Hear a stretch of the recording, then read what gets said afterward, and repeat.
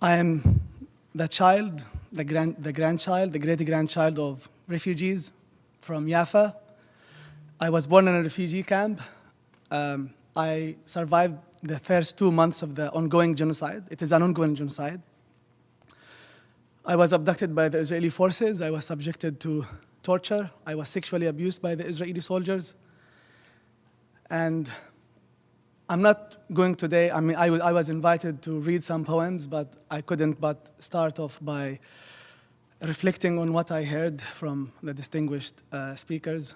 It is very important to call for a Palestinian state, but it is also very important to hear what actions the United Nations is taking to make this a real thing.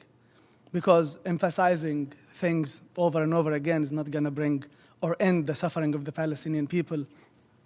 I'm not going to speak today about my father-in-law who was killed in an Israeli airstrike. I'm not going to talk about my 4 cousins.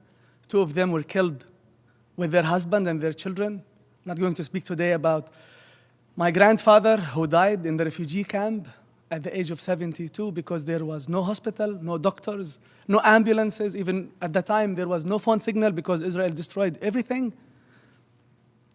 None of what I'm going to speak about, none of the poems that I'm going to read is going to provide shelter to the children who are now surviving the winter in Gaza. Thank you again for being here.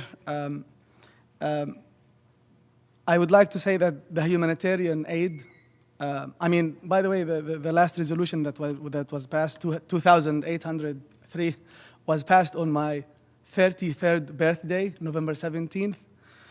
While this is a good step, but this is not enough, humanitarian aid, food, medicine, shelter should not require a UN resolution or a plan.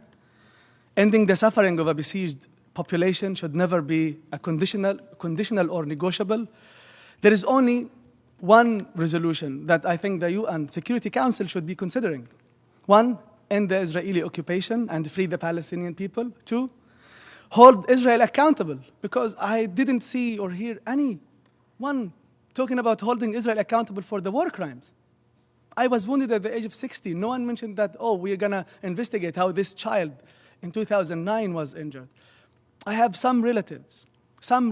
A second cousin of mine, Mosab Abu Toha, was killed this September, 2 months ago, along with his wife and their 4 children. One child, 2 years old, remains under rubble until today. I didn't hear anyone, not the UN, not the United States, not the European Union, calling for ways to recover the bodies of the Palestinians whose bodies are under the rubble until today. This is dehumanizing, not even to hear any step being taken to recover the bodies. Not only were they killed, but their bodies remain under the rubble until today. Yesterday, I posted, it was the 2nd anniversary of the killing of my close friend, Ismail Abu Ghabin, who was killed with his parents, his 2 children, and his 3 sisters. That was November 2023. Now, the body of Ismail, my friend, who was an UNRWA teacher, I taught English at UNRWA schools in Gaza. Ismail was an Arabic language teacher, and his body, I swear to God, his body is under the rubble until today, along with his father and a 15-year-old sister. And no one is talking about recovering the body of this man and his father and his sister. And then 2, hold Israel accountable for war crimes, not only for that Israel committed over the past 2 years, but 77 years. 3, provide reparations for the Palestinian people.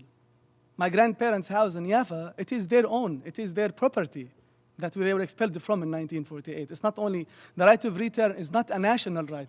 It's not only a national right, it is a personal right. It is an individual right. 4, and this is very important, I don't hear anyone speaking about, to establish a Palestinian army that ensures the Palestinian people's protection and security. I don't hear anyone talking about the Palestinian people's security. Who's going to protect the Palestinian people from the settlers in the West Bank or even in the Gaza Strip? I don't hear anything about security of the Palestinian people. And last, the Palestinian people do not need a peace plan. What we need is a justice plan, a structure of accountability and self-determination led by the Palestinian people themselves. It may be difficult to imagine such a future right now, but it is time to stop accepting the illusion of peace processes that only entrench injustices.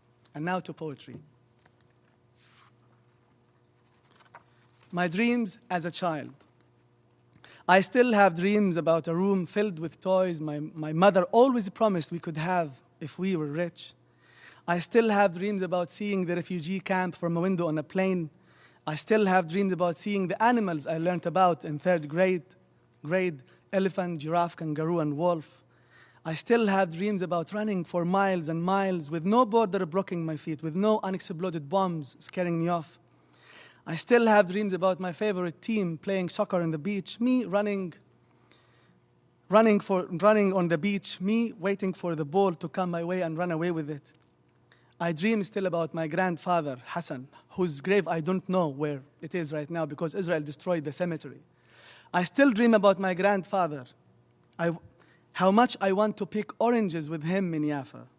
But my grandfather died.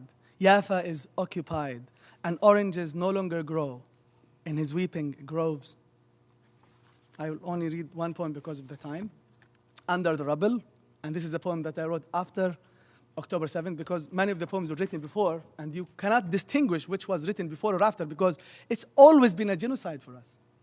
This poem, Under the Rubble, was written after October 7th.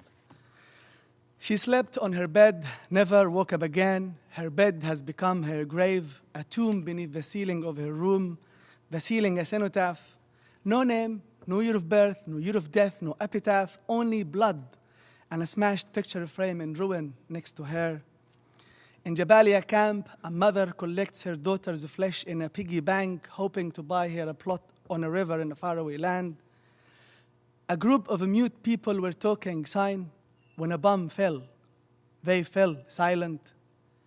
It rained again last night. The new plant looked for an umbrella in the garage. The bombing got intense, and our house looked for a shelter in the neighborhood. Now all of Gaza is looking for a shelter from Israel because everything has been destroyed. I leave the door to my room open so the words in my books, the titles, names of authors and publishers could flee when they hear the bomb. I became homeless once, but the rubble of my city covered the streets. They could not find a stretcher to carry your body. They put you on a wooden door they found under the rubble, your neighbors a moving wall. The scars on our children's faces will look for you. Our children's amputated legs will run after you. He left the house to buy some bread for his kids. News of his death made it home, but not the bread. No bread. Death sits to eat whoever remains of the kids.